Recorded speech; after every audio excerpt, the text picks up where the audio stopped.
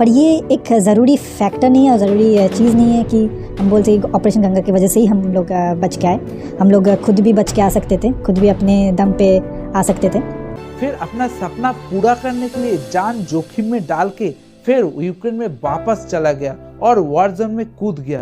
नमस्ते, सबसे पहले आपको ये वीडियो देखने के लिए बहुत बहुत धन्यवाद। आप अगर मेरे को फॉलो करते होंगे तो आपको जरूर पता होगा मैं रहस्यमय फैक्ट्स के बारे में वीडियो बनाता हूँ, बट ये वीडियो एक स्पेशल वीडियो है। एक भारतीय होने के नाते ये सब फैक्ट बताना मैं जरूरी समझा, इसलिए मैं ये वीडियो बना रहा हूँ। तो चलिए वीडियो में आगे बढ़ते हैं। 24 फरवरी 2022 जब पूरी दुनिया सो रहा था तब यूरोप के एक कोने में जंग छिड़ गई थी। ये दिन कोई नहीं भूल पाएगा। सुबह रशियन आर्मी फाइटर जेट लेके यूक्रेन में हमला कर दिया। यूक्रेन के बहुत बड़े बड़े इमारतें विध्वंस कर दिया था, जिसमें बहुत लोग मारे गए और ये दिन यूक्रेन के इतिहास में ब्लैक डे था। सुबह से सारे लोग शेल्टर में पड़ा रहा। यूक्रेन में सिर्फ यूक्रेनियन ही नहीं, कम से कम 20,000 भारतीय स्टूडेंट भी था जो मेडिकल के पढ़ाई के लिए उधर गया था।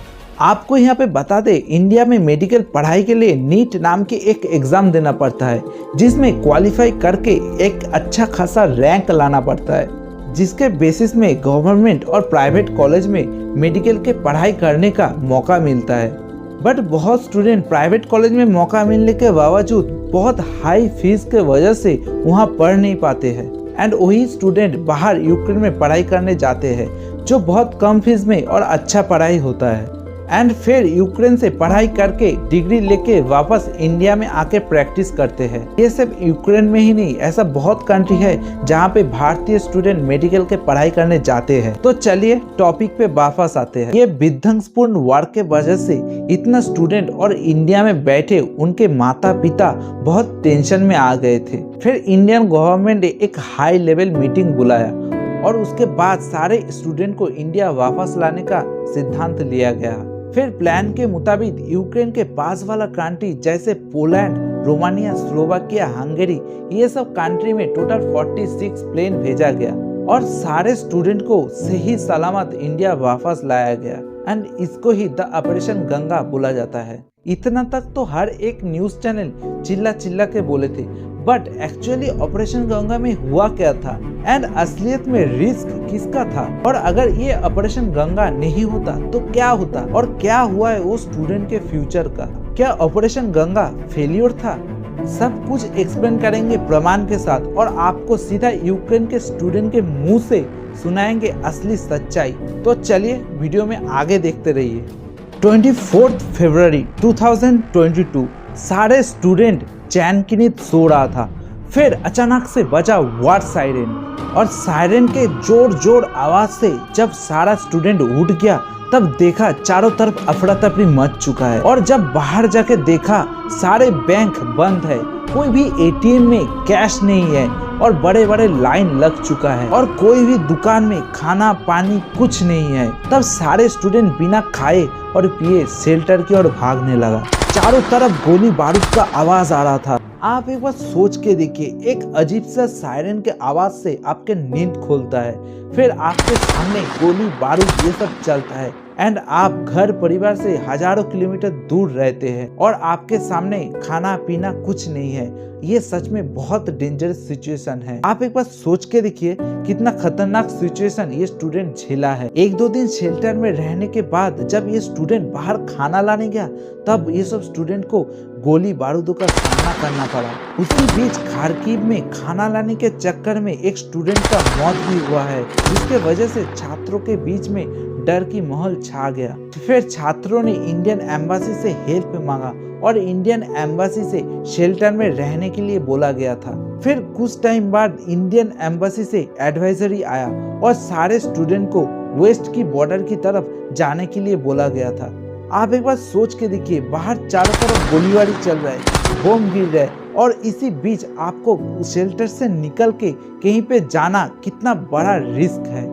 फिर स्टूडेंट ने सामने जो भी मिला उससे बॉर्डर की तरफ भागने लगा, और बॉर्डर मतलब वेस्ट के साइड पोलैंड, स्लोवाकिया, रोमानिया ये सब बॉर्डर की तरफ भागने लगा। स्टूडेंट का ये भी कहना है जाते जाते ट्रेन के ऊपर गोली चल रहा था, फिर सारे लोग बचने के लिए फ्लोर पे लेट गया था। लोग जैसे ही रेलवे स्टेशन पहुंचे उधर भी आसपास में ही कहीं पे बहुत तेज बॉम्बार्डिंग हो रहा था। तो हम लोग का ट्रेन जैसे ही स्टार्ट हुआ कुछ देर आधा एक घंटे बाद हम लोग को सुनाई दे रहा है और फायरिंग का आवाज़।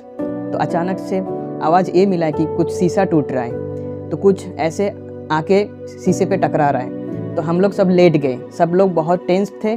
तो हम लोग उसके बाद पता चला कि ट्रेन को निशाना बना के कोई आर्मी कोई दूसरा मिलिटेंट फोर्स हम लोग की तरफ फायरिंग कर रहा है। जो बहुत खतरनाक सिचुएशन है, अगर एक भी गोली किसी को लगता तो किसी का भी मौत हो सकता था। फिर सारे स्टूडेंट जब वेस्ट के बॉर्डर के साइड पहुंचा, वहाँ पे बॉर्डर क्रॉस करने के लिए बहुत लंबा लाइन था, जहाँ पे यूक्रेनियन, इंडियन और बहुत फॉरेनर्स भी थे। तब 1 से 2 डिग्री सेंटीग्रेड में सारे स्टूडेंट को 10 से 12 घंटा खड़ा होना पड़ा। फिर सारे स्टूडेंट जब सेफली बॉर्डर क्रॉस करके दूसरे साइड पे पोलैंड, स्लोवाकिया और रोमानिया में पहुंच गया, तब भारतीय सरकारी अधिकारियों ने स्टूडेंट का रहने का और खाने का पूरा बंदोबस्त किया। फिर उधर से स्टूडेंट को वापस इंडिया लाया गया। इंडियन गवर्नमेंट भारतीय नागरिक को बाहर कोई भी खराब सिचुएशन में भी क्यों ना हो, हर टाइम बचाने में पीछे नहीं हटा है। बट अगर ये वॉर वाला सिचुएशन में अगर ऑपरेशन गंगा नहीं होता तो क्या होता?